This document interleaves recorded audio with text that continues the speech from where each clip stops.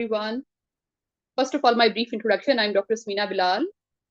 I'm from Pakistan, Lahore. I have been working, I'm affiliated with MVUPGO since 2018, and I have been working in a refractive and corneal center for last 17 years. So you can say Pentacam, I won't say field of expertise, but it's my necessity to read Pentacams on daily basis. The purpose of today's presentation is to simplify the concepts of Pentacam so that everyone, especially those people who are appearing in the exam, if they are shown some tricky case, they can interpret it easily. Or in daily basis clinical cases, if they want to utilize it in clinical practice, that can be done. So there are two parts of this presentation. First, I will tell you how to read Pentacam in the most simplified manner so that we can clarify the concept behind each value which is shown. And in the second part, I'll show you different examples, different Pentacams, and some of you can volunteer to see the findings, and we will see how we can make it simple and easy to interpret. So before we start,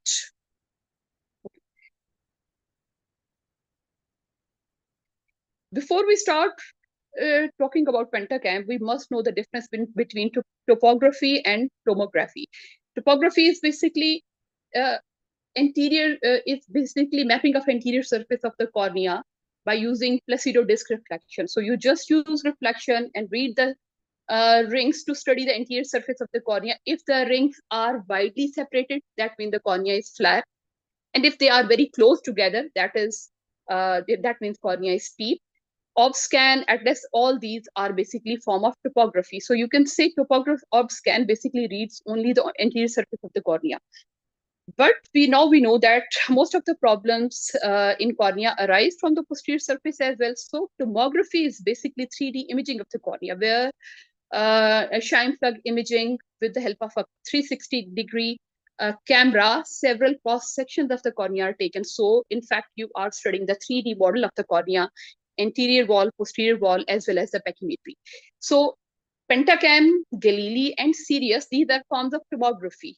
So tomography, when we will start studying tomography or Pentacam, you must keep it in mind that we are basically talking about 3D image of the cornea.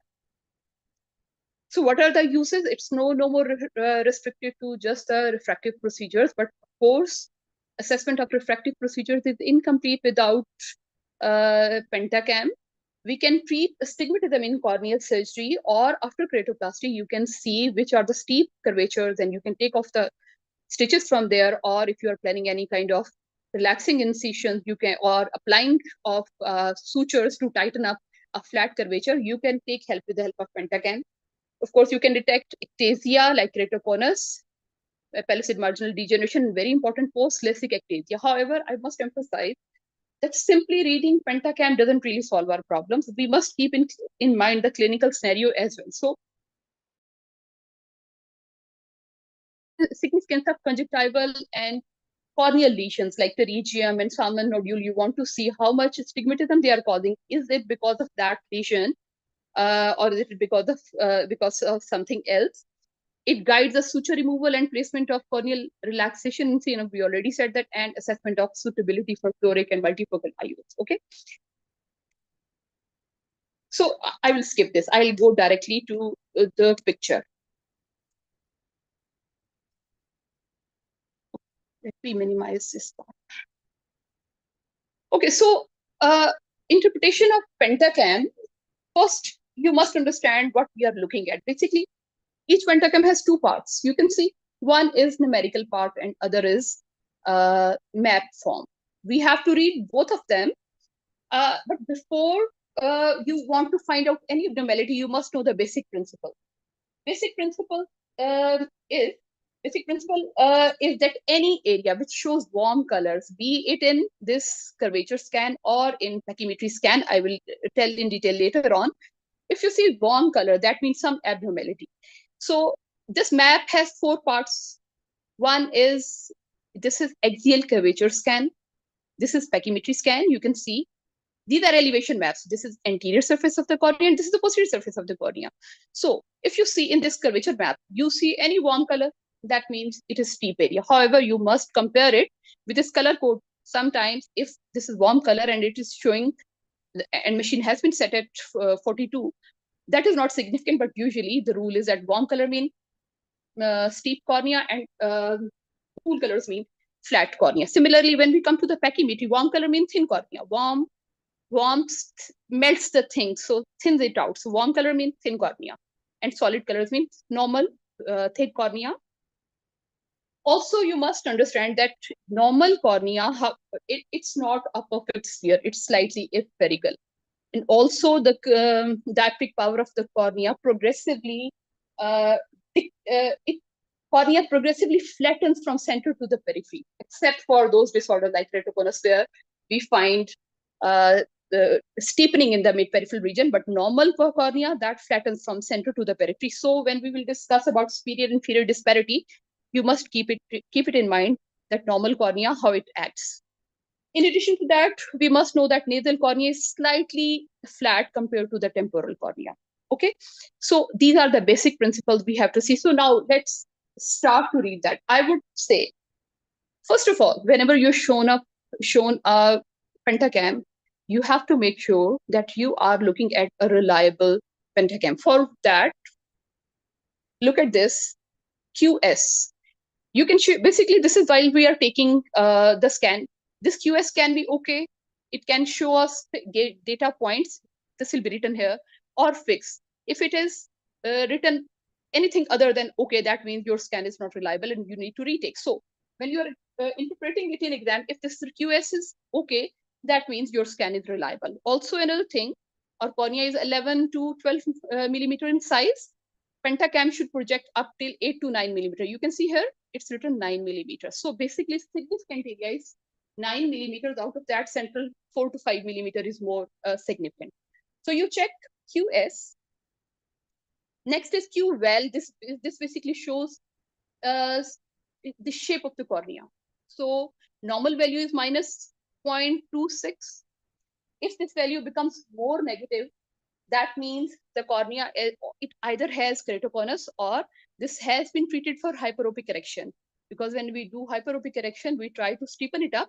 So anything more negative than the 0.26, that shows that it can be keratoconus or hyperopic correction. And if you are seeing a pentacam which has been corrected for myopia, it will show some positive readings.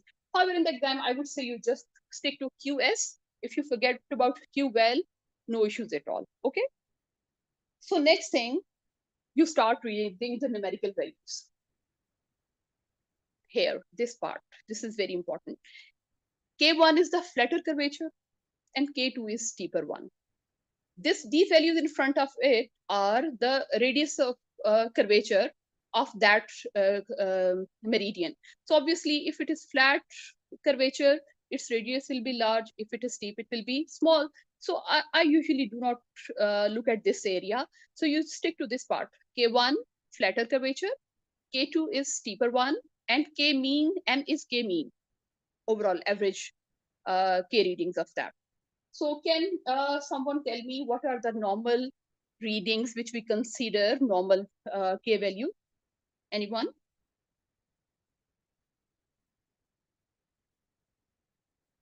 Okay, so normal values are up till 47.2 is normal. If you get value between 47.2 to 48.7, that is suspicious, but not necessarily abnormal.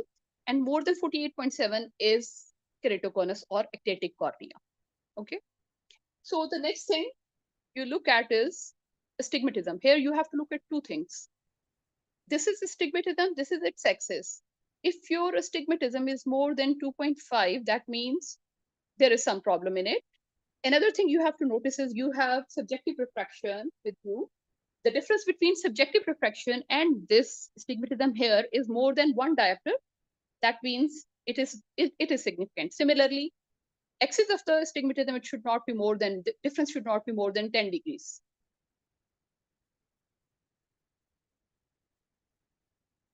Okay. Clear so far? If anyone has any question. Okay. After we have done this, can you clarify again this point regarding astigmatism and the difference between the reflection and the Pentacam? normal astigmatism is many people who have physiological astigmatism, they can have up till -3 astigmatism. But what you have to consider any astigmatism that is more than 2.5, that is significant, right? Clear so far.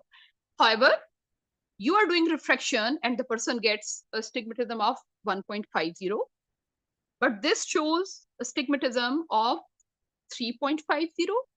This difference is more than 1 diopters, isn't it?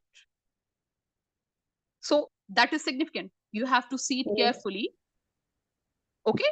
Similarly, your axis is 10 degrees on subjective refraction, but this Pentacam shows that axis is, let's say, 40 degrees. Difference is more than 10 degrees.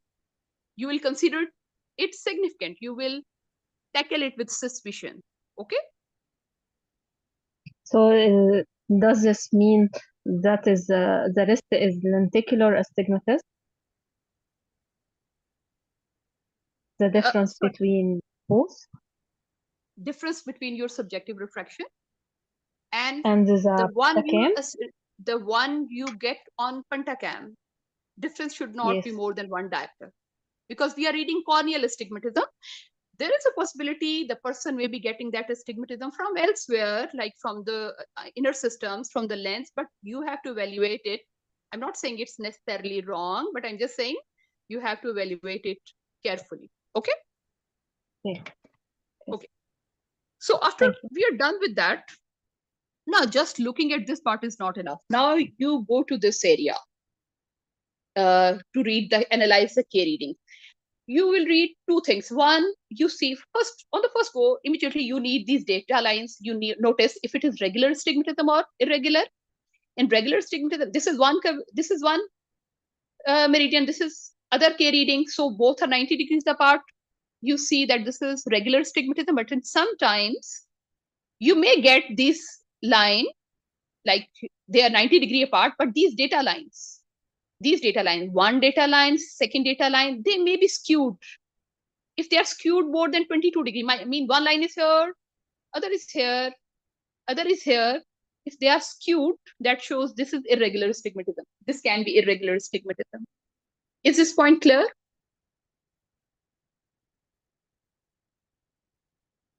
Okay. So you look for if it is regular or irregular astigmatism, and you notice any skewing of data. And also remember, don't go too far into the periphery. Someone asked me, how do we know which one is 3 or 5 millimeter? Usually it's written, this is 9 millimeter scan. Here it's written 3, it's 5. So you will basically observe this area more importance to this area. It doesn't mean you don't look at outward. So if there are slight, like look at this, what I'm saying, skewing this line 1, 2, and this is skewed, but this is outside that area, which is significant. So you have to notice if it is regular astigmatism or irregular astigmatism. And secondly, you will have a general look, generally, what is the pattern? How is corneal steepness changing? The other thing, remember, I said in the beginning that normal cornea, it progressively flattens from the center to the periphery, but gradually in 2 to 4 diopters. If we find inferior superior disparity, like again, consider this area 5 millimeters, you read one point here and other here, and inferior part is more steep than the superior part, and this difference is more than 1 diopter, that is significant. Okay. Can you think about the reason why I'm saying it's significant? There are some clinical conditions like keratoconus where paracentral cornea becomes more steep, contrary to the normal. So inferior superior disparity more than 1 diopter, and if superior cornea, superior inferior disparity more than 2.5 is significant. Clear? Yes, I yes. assume it's, is it clear? Okay. So inferior superior disparity, these two things are very important. Listen, why am I emphasizing these things? In most of the cases, you won't have any problem. You will be able to discover everything like this scan. This is a normal scan. But sometimes everything will look normal and it will be on borderline. Then you pay attention to these small things, these little things, and they give you a clue that this cornea is not a healthy cornea. And when I will show you some scans later on, you will understand what I'm saying. Okay. So these small things are important. If you see inferior superior disparity, make a mental note. Okay, this area is significant. Superior inferior, usually very rarely it happens, but if it is more than 2.5, that is also significant. After we are done studying the curvature scan, we come to the pachymetry. I would say leave this area, corneal back, because we have other tools by which we can measure, study the back wall of the cornea. But if you just want to know, they have given you K1, K2, and K mean of the back wall of the cornea as well.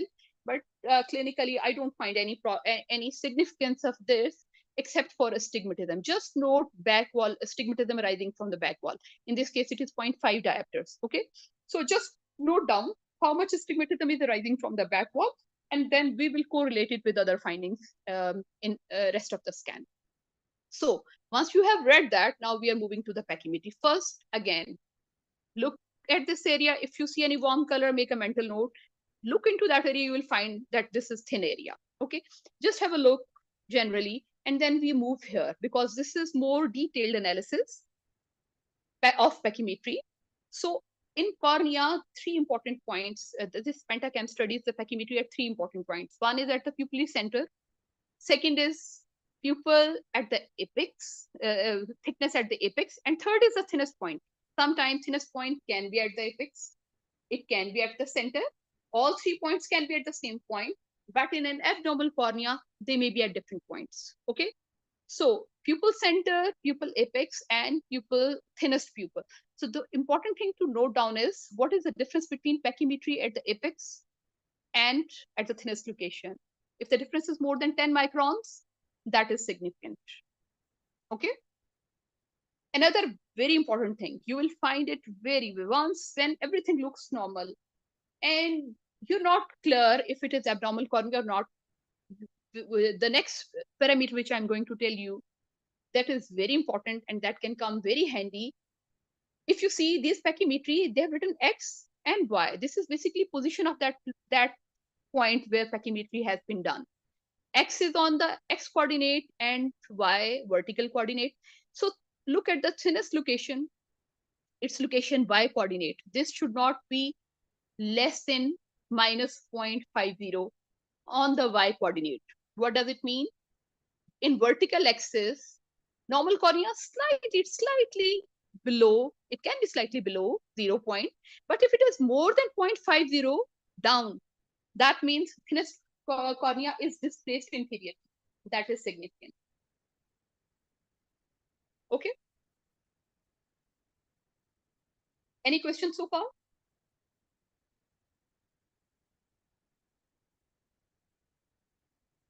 Okay, after we are done with pachymetry, this is the important point. Again, remember, most of the pathologists, we have to look at central 3 to 5 millimeter, especially if you're looking for ectatic cornea.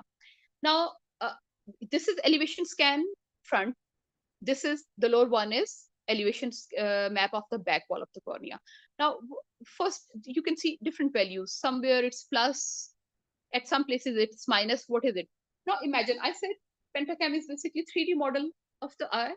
So imagine I have put a perfect 3D model of a perfect eye, and then I compare the patient's eye with that perfect model.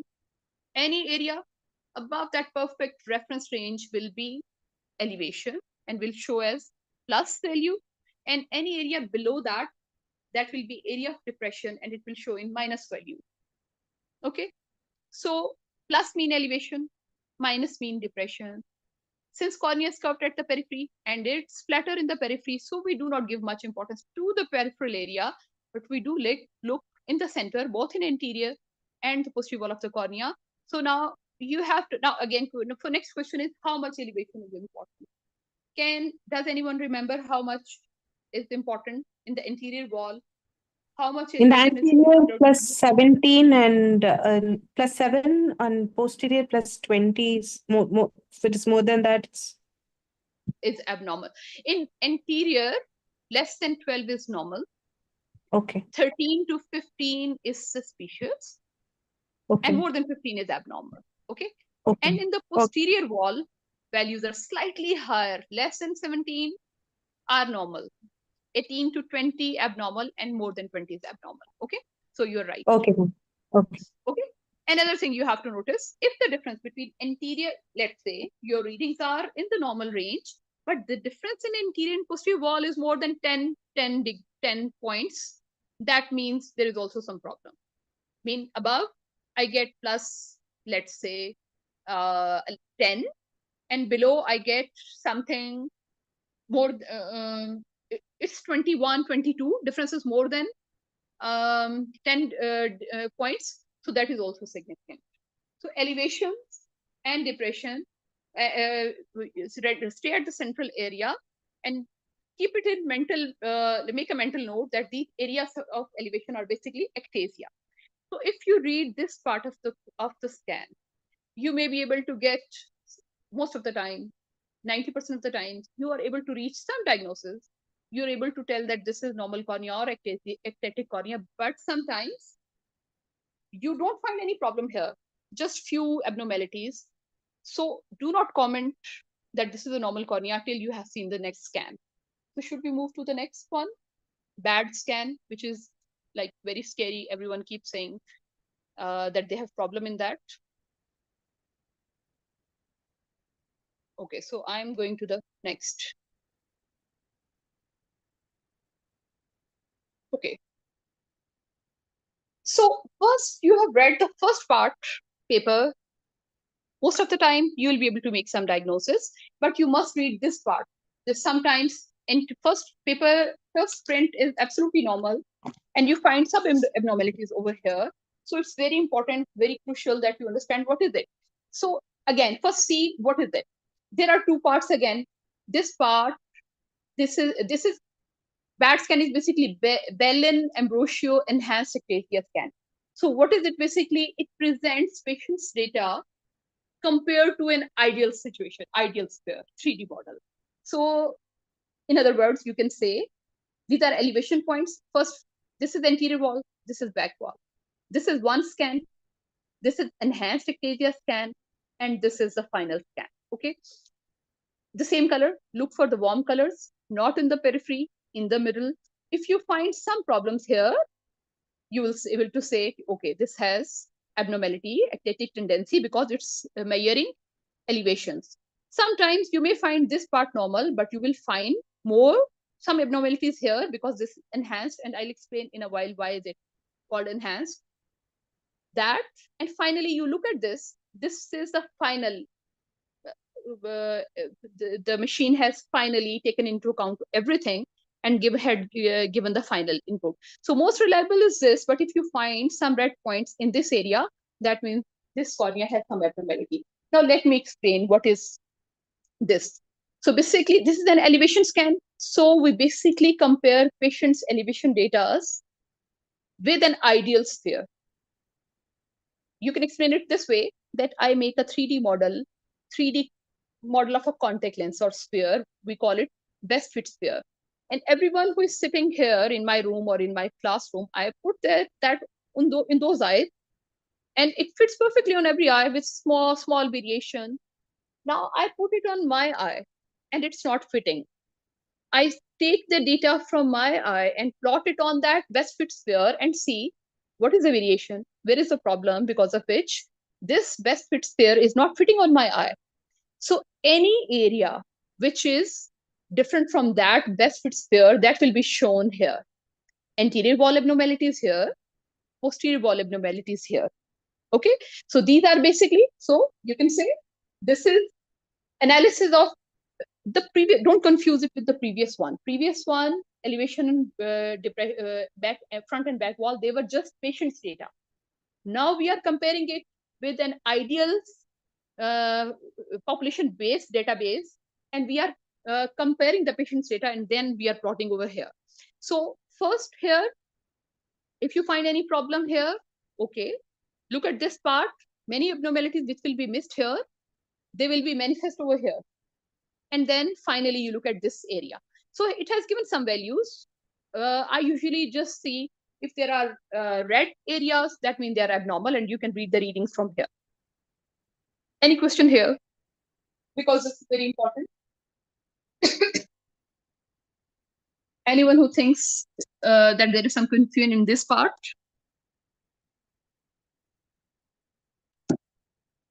Clear? Okay, so once we have read elevation map, the other thing we have to notice is we want to analyze Peachimetry. Okay, so this is corneal thickness spatial profile. What does it mean? Basically, it's a graph. Okay, so this red is the data of patient. Now, how is it calculated? I'm going to tell you this. What we do, we choose, look at this area. We choose the thinnest point on the cornea and then draw concentric circles, 22 circles on the cornea. Each is 0.4 millimeter apart. And then we see how the thickness of cornea progresses from the thinnest to the periphery. So there, when you plot it, normal is this kind of readings you get. If someone's progression is very rapid, like from thin to thick, it is rapidly progressing from thin to thick, it means it is very thin from the middle. You can say it in this way, or you can say there is rapid progression from thin cornea to the periphery. You will get this lines more steep, like it will be not be coming like gradually. There will be more steep progression that is abnormal. So this scan, again, we have plotted data from the general population, and then we have plotted patient's data, and then we analyze that. Okay. And the next parameter, this is same variation of percentage thickness index. You can say the same thing in a different way. So basically, you read this. If you find abnormality here, you can find it here as well. Okay. Okay, so very important point. These last values in the end, these are D values. They may not be very visible, but when I'll show you next once you have read that, you will look at these lines, these 5. What are D values? These are standard deviation, again, from variation of this patient from the general population. These 5 values. DF is front, deviation, front mean. It will show any abnormality in the front wall. In my experience, those people who have their K readings more than 47.2 or 47.5, and you don't find any abnormality, you will find this part. This will go give you abnormality in the form of yellow line, yellow color. I'll tell the range. DB is deviation values of the back wall. Any abnormality, if you get in red or blue here, yellow here, you will find some abnormality here as well. Okay. This never happens that there is nothing wrong in the scan and you get an abnormal value here. DP is Peachimetry progression. So if sometimes all the cornea is fine, just cornea is thin, which is an anomaly, you will find abnormality over here. DT is Peachimetry displacement, thinnest point displacement. And sorry, DT is thinnest Peachimetry, and DA is displacement of the thinnest point. And D is the final aggregate. So the normal value is less than 1.6. All of these values, be it DF, D, B, D, P. 1.6 is normal, 1.6 to 2.6 is suspicious, and more than 2.6 is abnormal. Is it clear?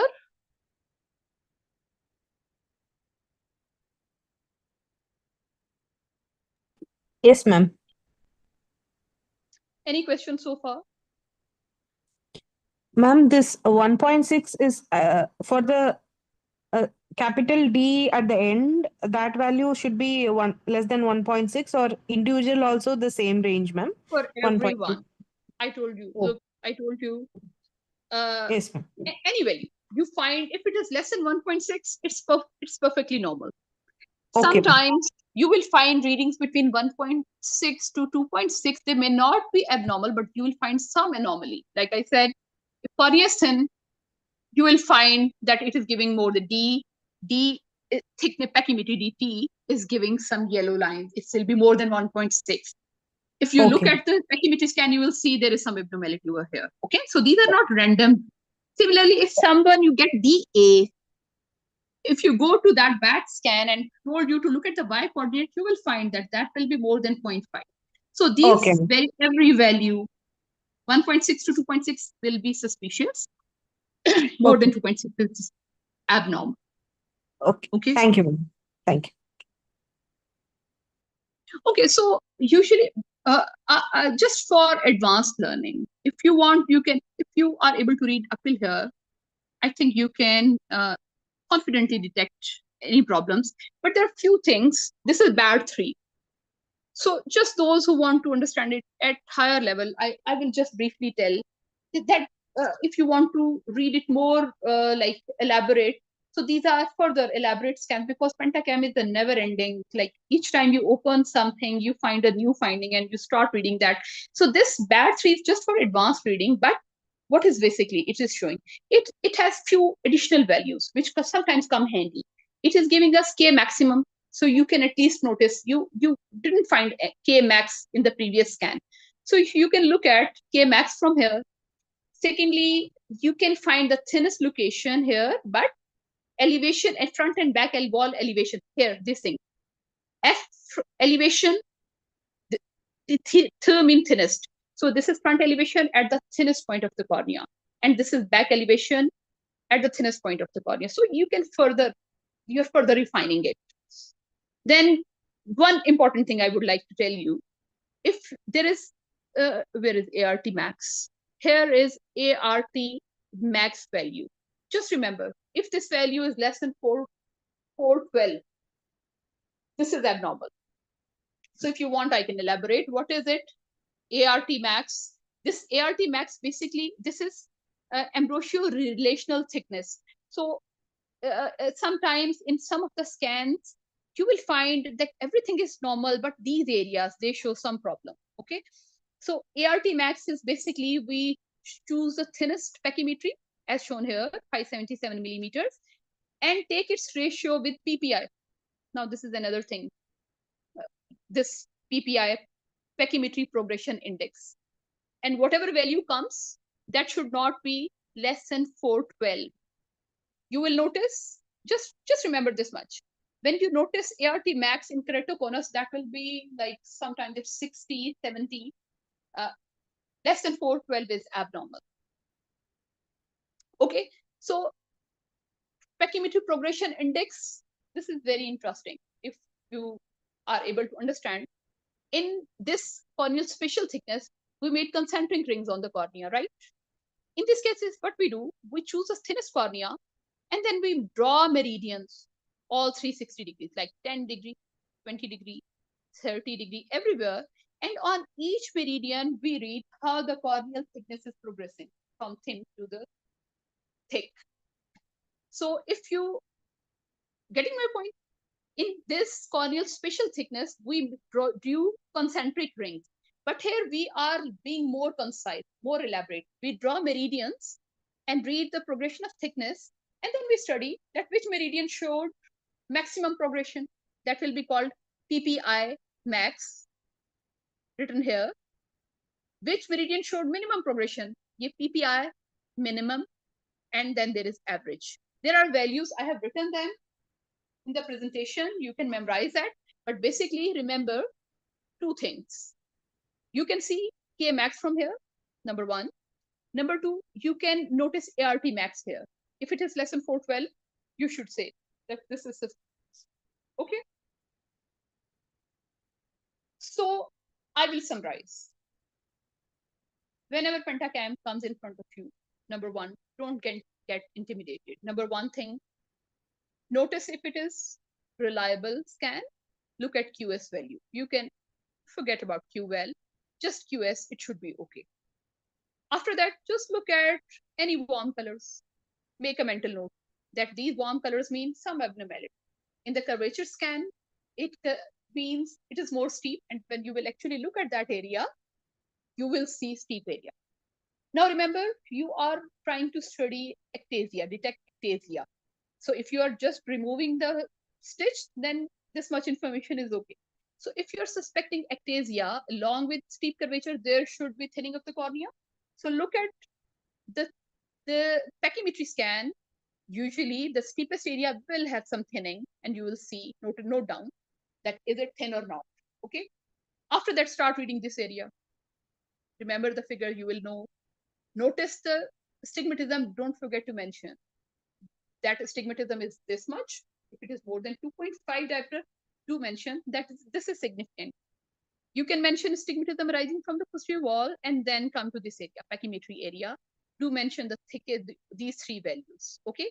And notice down this y coordinate of the thinnest value. Once you've done that, then come to the elevation scan. Stay to the center.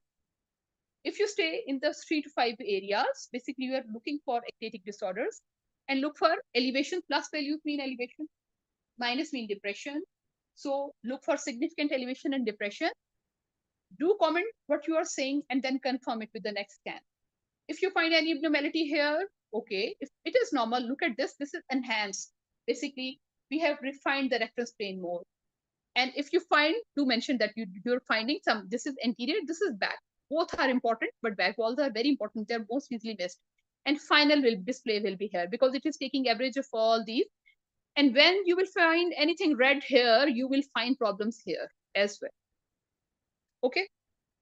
So this is the easiest way by which you can, in the exam, you can easily find the abnormality. Clear? Any question?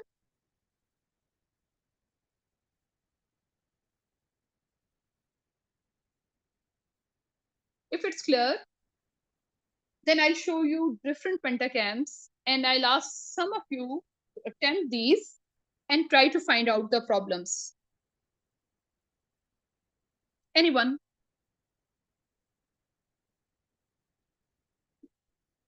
Just the way I have told you, or should I tell? Okay, Dr. Samina, I'll take. Okay.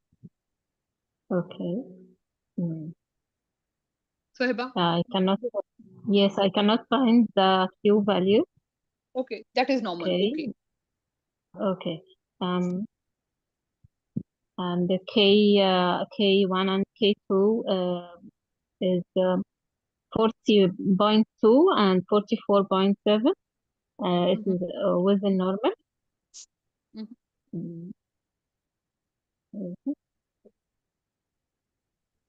Next. Okay. Heba, do you see any warm colors? Yes, I can see that it is symmetrical photo. No warm color. Okay. Okay. So next point after K. Any breaks in data points? Is it regular or irregular? I'm just helping you to study. Regular. It is regular. Huh? You don't see any gaps in data. Then next point, look at astigmatism. Astigmatism is 4.5. This is high. Okay. Is it significant? Okay. It's significant, yes. Okay. Then. Okay. And for Peachimetry, 558 is the pupil center, 557 at the apex, 557 at the sinus location. So nothing abnormal regarding the Peachimetry. And then no difference between the sinus location and the Peachi apex. Okay. Good. And now we come the elevation maps. Now come here. Okay. Map, okay. So far, also high astigmatism, right? High astigmatism. Yes. Regular astigmatism. High regular astigmatism. And elevation maps, front and back, are within normal. Within normal, because you don't see any elevation. And now this is its bad scan. Do you find any problem? Do you think it's normal or abnormal? Do you think these red areas, they are abnormal? Do you think? Red areas means that the cornea here is flat, right?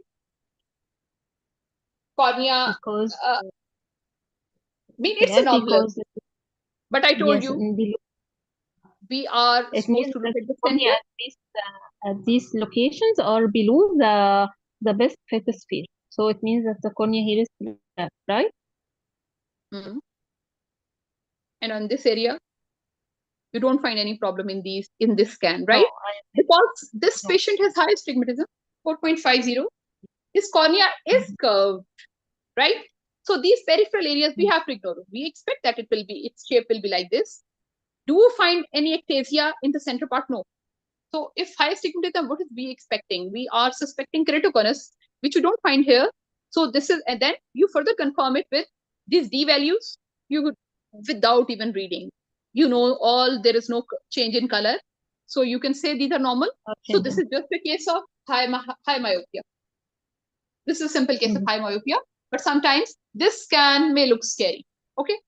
So now we High go. myopia or high astigmatism, just high astigmatism. It's high myopia, myopic astigmatism. Sorry, astigmatism. This is, I think, same, almost same. Now this is the classic you get in the exam. So anyone can read that, but I would like you to read it methodically like you will in the exam. So anyone can tell that this is abnormal cornea, right? Is it so? Anyone wants to read? Or Yes, should I ma'am, tell? I'll go ahead. Good. The Please. quality check for the scan looks okay. The flat meridian measures 50.7, and the steep meridian measures 51.1, which is on the higher side. The patient has very little astigmatism, but it is a very steep cornea. Patient has 0.4 diopters of astigmatism, but steep cornea. Coming to the axial map or the sagittal map, the patient has irregular asymmetrical bow tie with inferior superior asymmetry more than 1.5 diopters. Inferior part is more steeper than the superior part. And there is mild squeeing of the radial axis. Data line. Yes. And coming to the posterior astigmatism is 0.7 diopters. Coming to the corneal thickness, the pachymetry at the pupil center is 439 microns. The pachymetry at the corneal apex is 410 microns, and the thinnest pachy is 401 microns, which is all very less compared to the normal value of 470 microns. The vertical displacement of But the there is thinnest one. pachy. Sorry to interrupt, but there is one more thing. Not only compared to normal, the difference Yes, ma'am. between the pachy at the apex and thinnest location is more than 10 micron. That is more significant point, right? Okay, ma'am. Okay, ma'am. Okay. Don't forget that. Okay. So Okay, ma'am. good. So good. Very good. So And vertical displacement of the thinnest pachy must be less than 0.5. It's come around minus 0.083. 83. It's minus 0.83. Okay. So, And okay. coming And to the elevation maps, the front elevation maps shows warm colors, and there is plus 41, plus 41, and plus 45 in the corneal center, which is more than the normative value of plus 12. More than plus 17 is abnormal, and the posterior elevation shows plus 1.103. Okay, sorry, I'm not able to see it clearly, ma'am. Neither am I. 103. Yeah, Yes. plus 103, which is more than the normative value of plus 20. This patient definitely has ectasia, considering the asymmetrical bow tie with inferior superior asymmetry and a thin cornea. The patient most probably has a keratoconus. Okay. So we can further confirm it with the second scan here. Yes, ma'am. Yes, ma'am. Right. So all the thing I was telling you, that if you have this kind of scan, you will have problems here. Red points here, more, and this further, when it analyzed pachymetry and everything, it gave full red line. And all these parameter, D, front, back, everything is well beyond that. And if you look at, this is one I was saying, ART max is 60. Can you see? Yes, ma'am. This is a sure shot case, but sometimes there is some ambiguity, and you look at these parameters, K max, you notice from here, and you look at ART max, and you say, you can confidently say. So this is a straightforward, most probably you will get this kind of scan in the exam, and you should be able to tell within few seconds that this is what, and you have described very well. You should be able to describe these things. Okay, now we'll do few more just to see how different conditions present. Now I would like someone to read this one. Can I ask a question, madam, on the last Yes. case? Yes, please. How can I differentiate if this is a post-myopic ablation ectasia or this is a keratoconus from the start? Look, if post ablation ectasia is never to this extent. Like if you do the Pentacam, you may find this part, the front, will be normal. If its thickness is 60, its curvature is reaching 60, then your ectasia has converted to keratoconus. So you will link it with history. Otherwise, even if a normal, stable patient of less thick, and you're planning re-ablation and you do the Pentacam, you may find everything normal here. But when you come here, you will find some abnormalities here. It will definitely show you these deranged values. You give it some time. If it doesn't come back to normal, sometimes with the passage of time, it comes up and these values come to normal. But if they are showing these deranged values well beyond normal, then you do not do re-ablation. You just leave it there.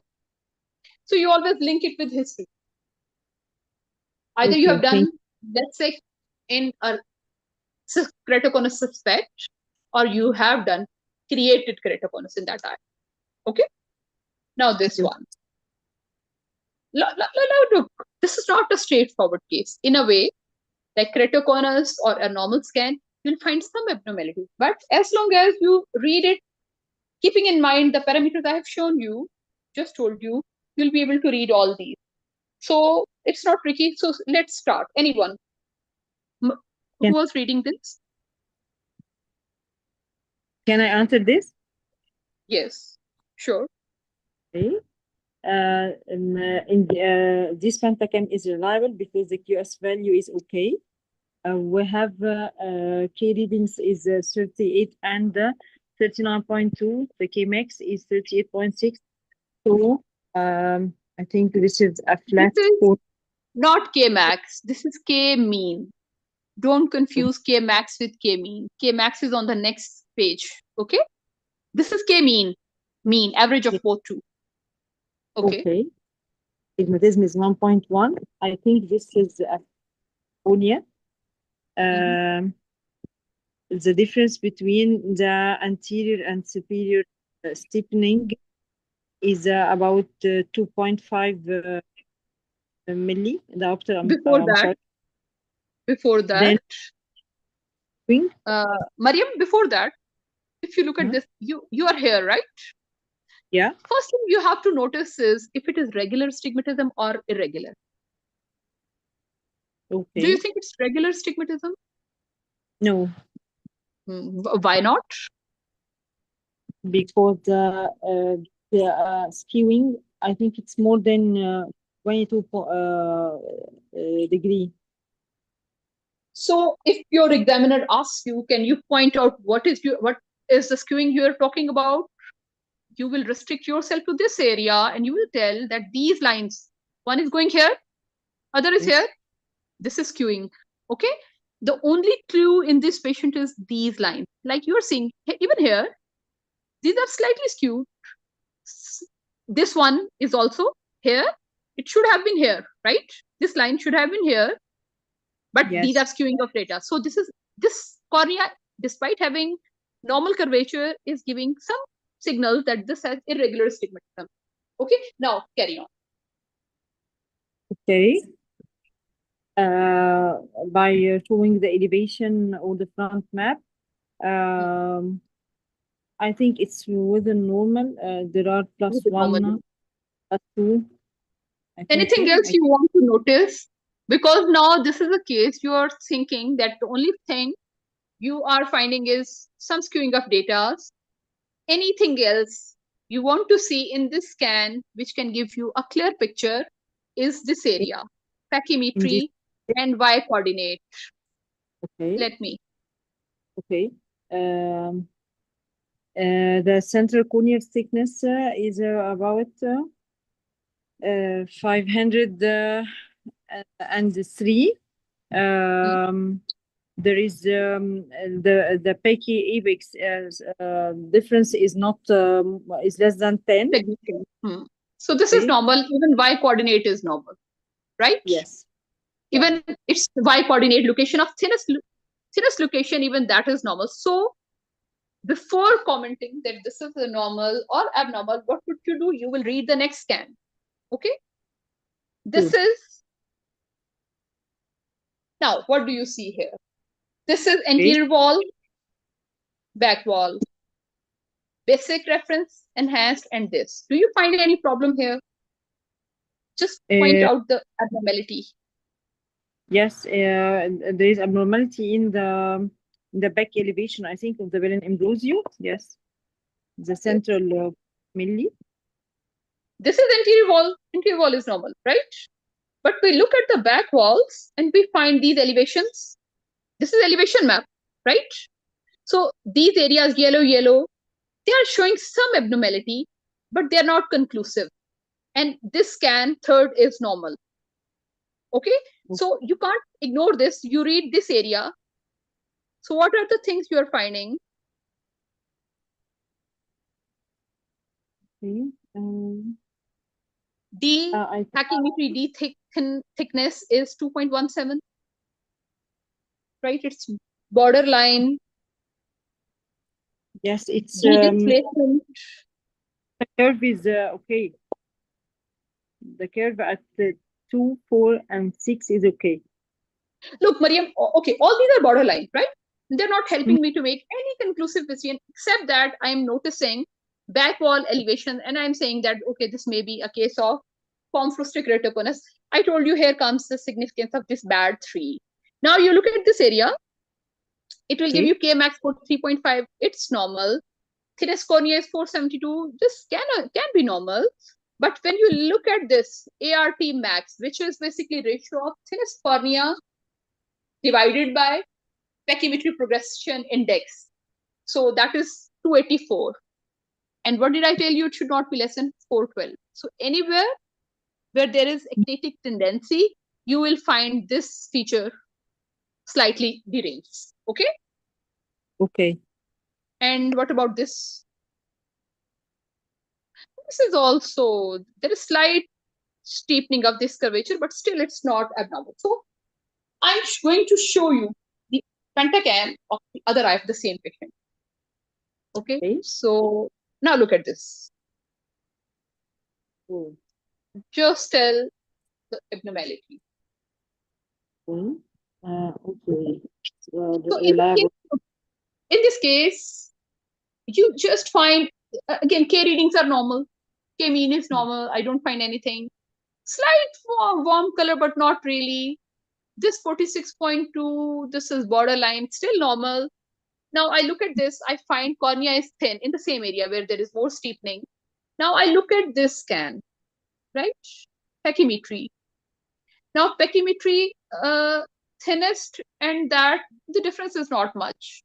469 and 462, it's still less than that.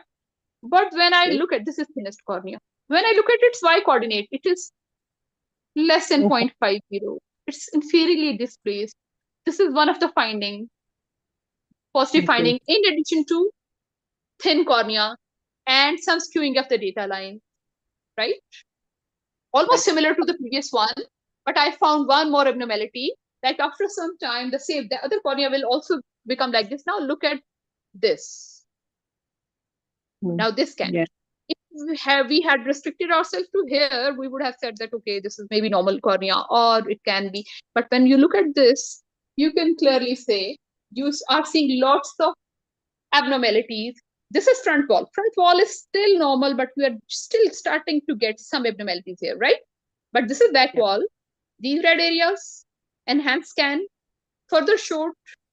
This is definitely giving me that this has abnormality and all the parameters are deranged. D front, D back. Basically, for informed frustic keratoconus or even early keratoconus, most of the abnormalities arise, anterior-posterior ratio is altered. So this is a case of keratoconus. Its left eye was diagnosed as case of keratoconus. And just to make the point, if you look here, thinnest elevation, it's all right. But if you go look at ART max, it is 211. It shouldn't be less than 412. Okay. Okay. So what is this? This is subclinical keratoconus. So in the first look, it looks normal, but when you analyze it, you find that this is the problem. Now we do few more if you want. Okay, so what is this? Anyone wants to read that? And then we'll do question answer and then we can. Okay, I will do. Okay, Hannah. I can't see the Q values, assuming Okay, it's normal. That is okay. Okay, and K1 and K2, they are also in the normal range. They are less than 47. And astigmatism is 0.6, so that's also normal. Coming to the axial sagittal map, I can't see any warm color, but the radial axis, they are showing some skewing. So it's irregular astigmatism. And then you come to the Peachimetry. Yes, Peachimetry. Thinnest point is 470. 481, 479, and 472. Yeah. Thinnest So is 472. Yeah, borderline. And the difference Y between the coordinate. apex and the thinnest one is less than 10, so it's not significant. And yes, the is Y coordinate, yes, it's more than 0.50. So yeah, it's significant. Means it's more thinnest deviated cornea downwards. is slightly inferiorly displaced, right? In keratoconus, in all athletic disorders, paracentral. Okay, so you found two abnormalities. One is irregular stigmatism. Sometimes if the cornea is dry and patient and technician is not really taking good scan, you can get some skewing of data, but not this much. But if you start finding these problems, coupled with that thinning of the cornea and these Y abnormalities, then most likely the problems are significant. Okay, so I won't just bank on this unless I find other problems as well. So elevation and front and back elevation data points. Do you find any abnormality just by looking at? Doesn't look like a normal shape. Looks like more like an embryo shape. Colors are okay. Colors are not hot, but shape is more like an embryo kind in both front and back elevation. And if we are talking about the values, they are not high. So as long as values are normal, these shapes sometimes they can be this way as long as the values are normal. Number one. Number two, the difference between front and back is not front and back values. Difference if difference is more than 8, then that is abnormal. Okay. And if it is not more than that, then you can't say it's abnormal. So I don't think its difference is more than that. Okay. In fact, you can say 2 and 11, but still it's borderline. So we move to the next one. So what do you see here?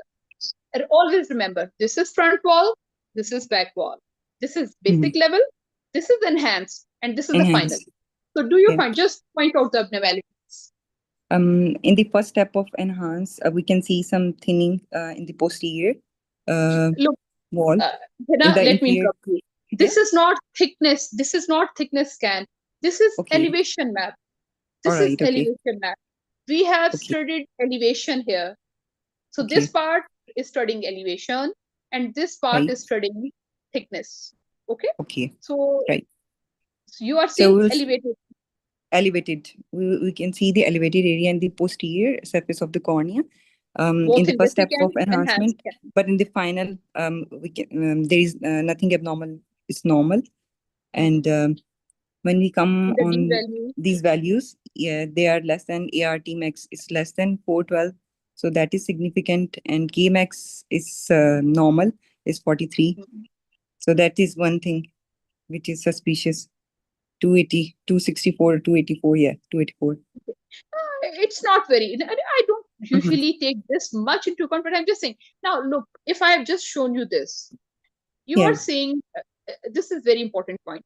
You, by Mhm. looking at this D values, you will see that this person has some abnormalities in the corneal thickness, right? Mhm. So DP, Yes. so this person definitely has thinner than normal cornea. Is it so? Yes. So hence you are Yes. getting that. Similarly, when you noticed this point coordinate, it's less below 0.50, Mhm. you noticed some abnormality in DA, which is displacement of the thinnest point. Okay. Mhm. And Yeah. overall, on calculation, it gave some abnormal D value. So this is the case which you will keep under observation, and you will say Option, okay. that I would like to correlate it with clinical findings. Very good. Well done. Okay, thank you. Okay. So this is different from keratoconus. Now, just by looking at this, you can see that there is some abnormality here, right? Anyone wants to read this? Look, in this cornea, basically, this is not my patient. I have taken just from the internet, just to show that how different pathologies manifest themselves in the cornea. So the rules will be same. You are seeing number one. You can read the readings from here. Okay, astigmatism is, I think, 5.1 or 3.1. But the important thing to notice that you are finding warm color in far inferior region. Like I was emphasizing 3 to 5 because that is more significant area for keratoconus. But in pellucid marginal degeneration, just imagine the pathology. There is inferior band of thinning, and superior to that there is steepening. So do we find this finding? We are finding steepening here. We are finding irregularities. Obviously, when there is steepening, irregular stigmatism you find. And you look at this area, you will find thin. And I can't really see, but cornea is thin in the inferior portion. So if you do not find, like, if the only problem in this case is everyone can tell there is some problem here. We can see elevations both in front and back wall, but by just looking at the level of steepening and thinness, you will still give the differential. Sometimes atypical keratoconus can be like this, but it's more like towards pellucid marginal degeneration or other marginal degeneration, which can lead to inferior steepening and thinning. Okay? Clear? Okay, so let me see which one is this. Okay, I just want to show you one thing here.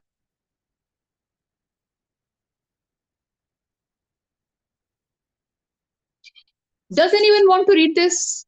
Just now, all of you know what are the steps you have to follow. Okay, so just point out the pathology. Do you find any problem? Let me enlarge it. Sorry.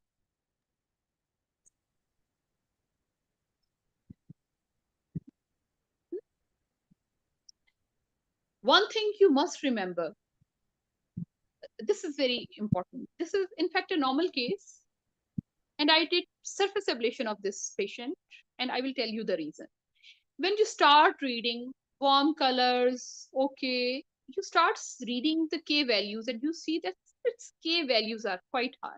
Is it 47.2 to 48.7 are suspicious? So now you just want to confirm if this is the case of keratoconus or not. Form for subclinical, especially. I'm more concerned about that. So I'll start analyzing it systematically.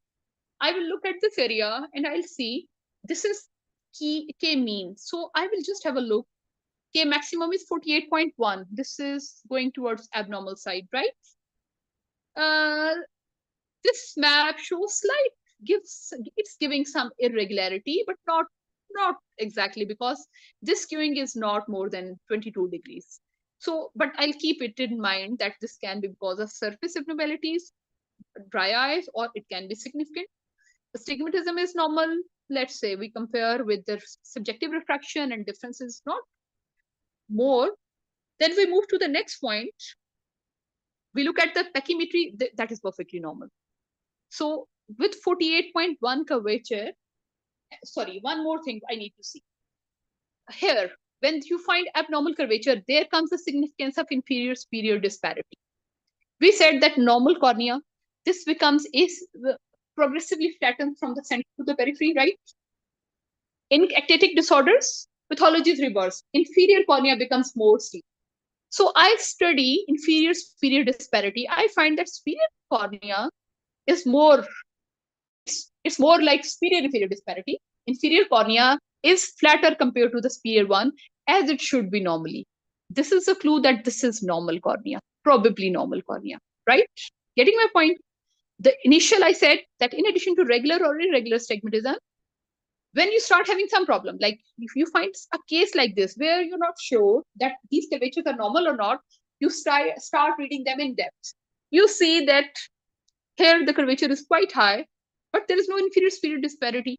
And superior-inferior disparity is less than 2.5, I think. Yes. So this is normal, acceptable. This is just anomaly.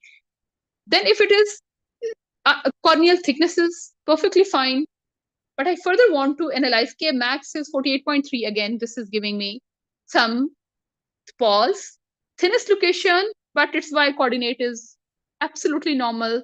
So further analysis shows no problems in anterior posterior elevation maps. Now I'm at an impasse. Now I want to confirm, is it a normal cornea or abnormal? So I look at this scan. So peripheral yellow areas we can leave. Now you'll say, okay, why is this? Remember, this is front, this is back wall. Its back wall is almost normal. This is some abnormality, but basically problem is in the front wall. But I know that front wall has abnormal curvatures, right? But we don't find any other problem. It's definitely not keratoconus. So D front is abnormal because I'm getting abnormal readings. The Peachimetry, there is slight variation. So we have simply forgotten this. These scans, this line should be between that Peachimetry progression. Now, here comes the significance of this area. I look at this, and my ART max is 347, 48.3. So there are two chances. The only problem we are finding is some abnormality in the front wall elevation. So again, you will observe this patient, clinically correlate. If you don't find any problem, you will avoid cutting procedures. Like if you're going for refractive procedure, you can do front wall, superficial ablation. The point to make is, whenever you find any abnormality in these parameters, you will find some problem somewhere here. So this patient just had abnormality in the anterior curvature, and she's perfectly fine. 2 years follow-up of PRK, and she's perfectly fine. Okay. Okay, let me see which one is it. Okay, so again, now look at this. This can be another misleading case. Now look at this. Do you find any problem in this eye so far? Anyone wants to read it?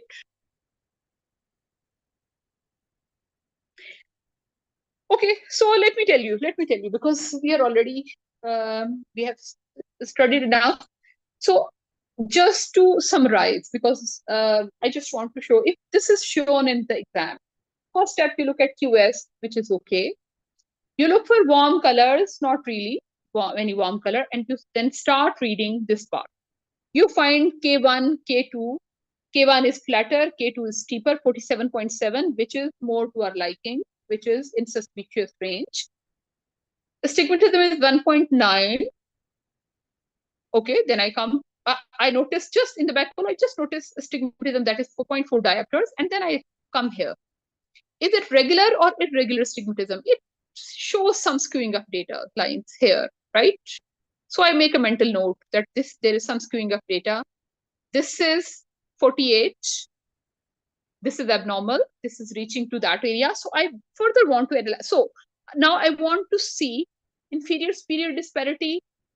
I don't find much inferior superior. It's steeper in the, there is rather superior inferior disparity, but it's less than 2.5, so it's not very significant, but I did make a mental note. Then in the steep area, we look at the corneal thickness, which looks normal, but we analyze it more. Difference between thin apex and thinnest is not much, but less than 10. I look at the y coordinate just to make sure this is also normal. So far things look normal. Okay, not really normal, but just anomalous, but not, I can't really say what's happening here. Then I look at the elevation maps, which are almost normal. I don't find any abnormal elevation, neither in the interior nor in the posterior. So the only way forward is to look at the back wall. This is very important. BAD analysis, Bell Ambrosio analysis, display analysis is very important. So when I look at that, it's showing me some problems, not much, but in the anterior wall, it's giving me abnormalities. So it's showing D value will be red. So the only problem here is interior. Now, abnormalities in the interior wall. So if you're given just this part, by looking at this area, you can tell where you will find abnormality. If you're finding this value red, you will immediately look at these areas and you will find some problem. So 3.54 is well outside normal values. So this is a suspicious case. You will keep it under observation, serial Pentacam. So this is very important. And also, if you look at ART max, that is also less than 412, 351. So you will keep a close watch on this case. Okay, is it clear? Any questions? Sorry.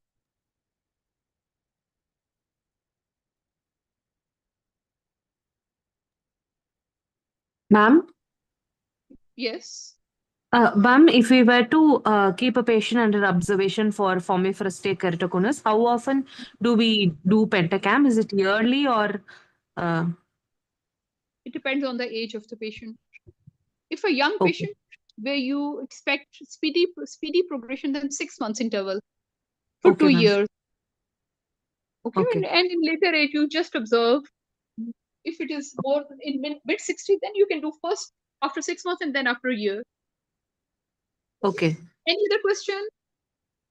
Ma'am, and also if the patient is using contact lens, how long before the Pentacam for soft contact lens, we should ask them to discontinue usage for 24 hours or for 2 weeks, ma'am? Minimum 1 week. Minimum 1 week. It again depends on your clinical findings. Clinical findings are very important. Let me tell you.